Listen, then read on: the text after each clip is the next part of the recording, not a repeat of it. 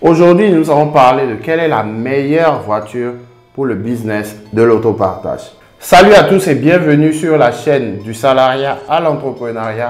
Et pour ceux qui viennent de découvrir la chaîne pour la première fois, je suis Zaïd Lawani, entrepreneur dans le secteur de l'automobile, plus précisément dans l'achat, la vente et la location de voitures. Aujourd'hui, je fais une vidéo que j'aurais dû faire il y a longtemps. Mais pour une raison quelconque, je ne l'ai jamais faite. Aujourd'hui, je veux répondre aux questions fréquemment posées que je reçois au sujet de la location de voitures. Je reçois beaucoup de questions sur l'autopartage. Passons donc en revue certaines des questions qui me sont fréquemment posées. Ensuite, je vous parlerai de la façon dont j'ai réussi à gagner de l'argent avec les plateformes d'autopartage. Aussi, je vous livrerai des conseils et des astuces. Top, c'est parti.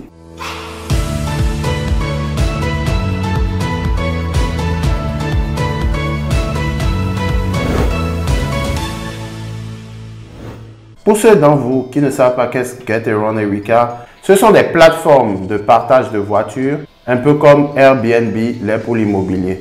Vous achetez une voiture, vous louez cette voiture à des particuliers. Vous pouvez aussi louer votre voiture personnelle. Vous la louez et vous gagnez de l'argent dans le processus. Maintenant, à première vue, cette activité semble être un modèle commercial très facile. Je veux dire, si vous possédez une voiture, alors il suffit de la louer et gagner de l'argent. Mais le fait est qu'il y a en réalité beaucoup plus de complications que cela. Et cela peut être difficile d'avoir une entreprise prospère sur les plateformes d'autopartage. J'ai réussi à créer une entreprise de location relativement prospère. Je dirais au cours des 5 dernières années. J'ai listé plusieurs dizaines de voitures sur les différentes plateformes. J'ai actuellement une flotte variée et très active. J'ai réalisé un chiffre d'affaires à 6 chiffres sur plusieurs années consécutives grâce aux plateformes d'autopartage. Et cela a été une très bonne initiative pour moi. Donc aujourd'hui, avec mon agence de location de voitures, je peux me permettre de dire de manière légitime que je connais les tenants, les aboutissants du métier. J'ai appris énormément de mes erreurs au fil des années. Je me suis beaucoup formé et je continue toujours d'ailleurs. Aujourd'hui, j'ai les meilleures astuces et stratégies pour gagner beaucoup d'argent dans le business de la location de voitures. Avant d'entrer dans le vif du sujet, j'aimerais vous rappeler que nous avons la deuxième édition de notre challenge qui va démarrer dans quelques jours. Un challenge unique et sans précédent que tu ne voudrais pas rater. Si tu as l'intention d'agrandir ta flotte et d'amener ton business à un autre niveau supérieur. Pourquoi? Parce que au cours de ce challenge, tu vas apprendre comment lever au moins 100 000 € sans passer par ton banquier et sans payer d'intérêt. En un mot, c'est de l'argent gratuit pour toi, pour tourner ton business en toute tranquillité. Cerise sur le gâteau, je vais t'apprendre à créer ta propre banque. Et si tu ne crois pas, rejoins-nous. C'est satisfait ou remboursé. Tu pourras prêter de l'argent à ton business en gagnant 3 fois plus. En premier, grâce à des intérêts que tu gagneras exactement comme la banque le fait. Grâce aux revenus de la location de voiture que tu vas commencer à encaisser après que tu aies acheté tes véhicules 40% moins cher. Et troisièmement, tu pourras payer tes vacances à ta famille gratuitement. Si jamais cela t'intéresse, inscris-toi dès maintenant au challenge Crédit Car Cash qui démarrera dans quelques jours. Le lien se trouve en bas dans la description. Fais-le vite car le nombre de places est limité à 47 personnes. Je ne recherche pas la masse. Je veux travailler avec des gens sérieux et non curieux. Maintenant, la première question que je reçois assez fréquemment est qu'il s'agit de savoir si vous avez besoin d'une société pour commencer l'autopartage. La réponse est simplement non.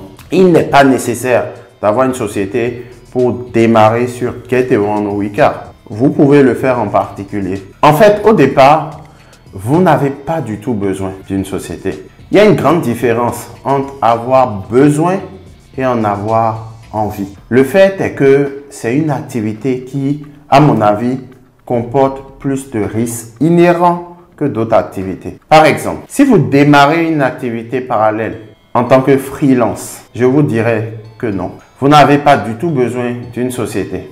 Mais avec la location de voiture, cela peut devenir un peu risqué. Si vous avez un certain nombre de véhicules, parce qu'il y a beaucoup de responsabilités en jeu pour vous en tant qu'hôte, oui, c'est vrai que vous êtes couvert par l'assurance des plateformes. Mais il y a toujours la possibilité que l'assurance, pour une raison ou une autre, refuse de prendre en charge certains dégâts. Supposons, je touche du bois, mais que Dieu nous en préserve, que votre locataire a un accident et qu'il blesse quelqu'un ou détruise le bien de quelqu'un ou même qu'il est mort d'homme. Si la plateforme, pour quelque raison, refuse cette réclamation, vous pourriez en être responsable. Et si vous n'avez pas de société, il y a toujours une chance que vous soyez poursuivi personnellement.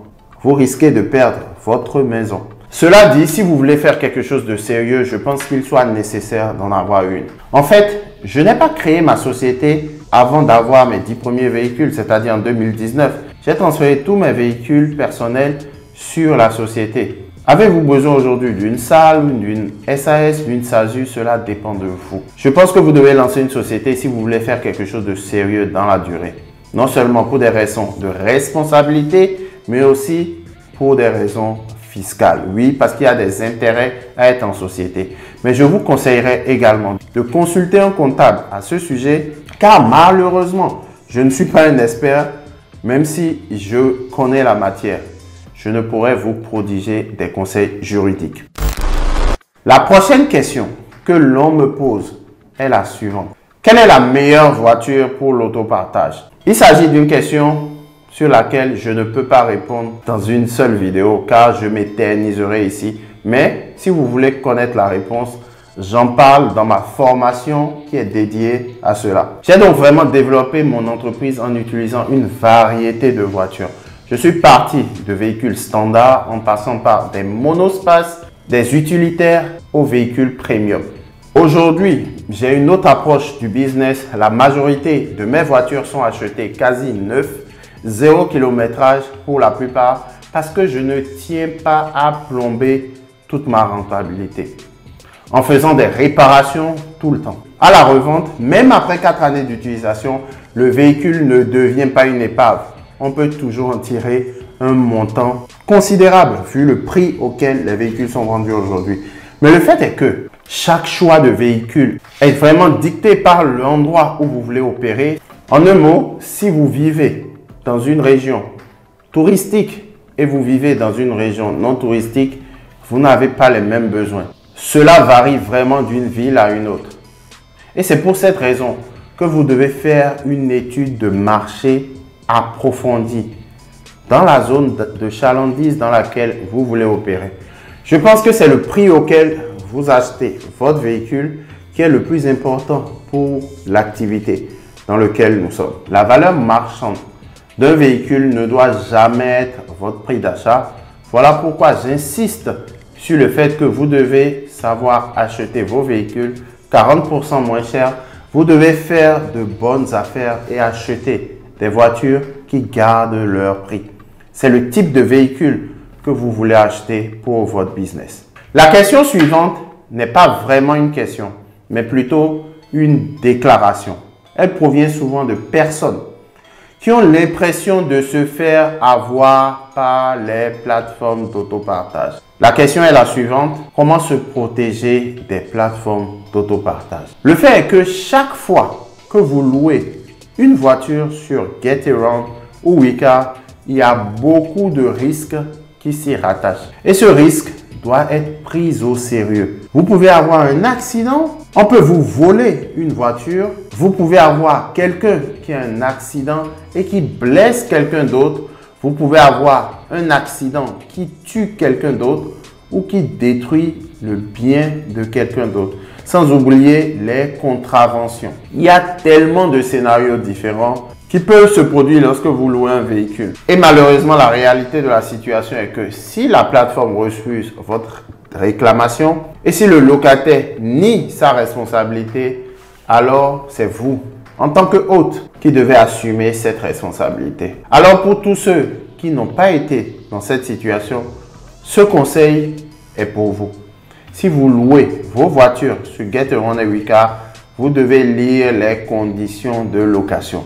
J'en ai parlé dans de nombreuses vidéos, mais vous devez comprendre les règles et ce que vous devez faire avant de louer votre voiture. Et encore une fois, vous devez savoir quand et comment vérifier vos voitures. Vous devez connaître les paramètres dont vous avez besoin pour louer votre voiture à un client spécifique. Le fait est que ces plateformes ne sont pas vos amis. Ils suivent leurs propres intérêts. Et comme je vous l'ai déjà dit dans l'une de mes vidéos précédentes, le business de l'autopartage est un excellent moyen de gagner de l'argent. Mais ne va jamais vous rendre milliardaire. C'est à vous de l'exploiter comme levier pour pouvoir bâtir un patrimoine basé sur un montage SCI, holding et tout ça. Mais si vous êtes paresseux à la tâche, si vous ne lisez pas les conditions d'utilisation, alors vous vous mettez dans de très mauvais draps. La vérité est que peu importe le succès de votre flotte, peu importe le nombre de voitures que vous avez, peu importe l'argent que vous gagnez, vous n'êtes pas propriétaire des plateformes et par conséquent, vous n'aurez jamais le contrôle absolu sur votre propre entreprise. C'est une excellente façon de gagner de l'argent pour quelque chose de plus grand et de meilleur. C'est une excellente façon d'ouvrir plus de possibilités, plus de portes pour vous-même. Comme toujours, j'espère que vous avez apprécié cette vidéo et si vous avez des questions ou des commentaires ou des suggestions, assurez-vous de les laisser en bas en commentaire. J'y répondrai personnellement. Je pense que ce sera très utile pour ceux qui veulent lancer leur société de location de voitures. J'espère que vous avez apprécié la vidéo. Si vous avez des questions, laissez-les en commentaire. Et surtout, n'oubliez pas, on a un challenge qui commence dans quelques jours. Et nous allons parler de comment vous pouvez lever 100 000 € sans passer par votre banquier et ne pas payer d'intérêt. Sans oublier comment vous pouvez créer votre propre banque. N'oubliez pas de vous abonner à la chaîne, liker la vidéo et la cloche de notification. On se retrouve dans la prochaine vidéo. Vivez, non survivre, soyons prospères.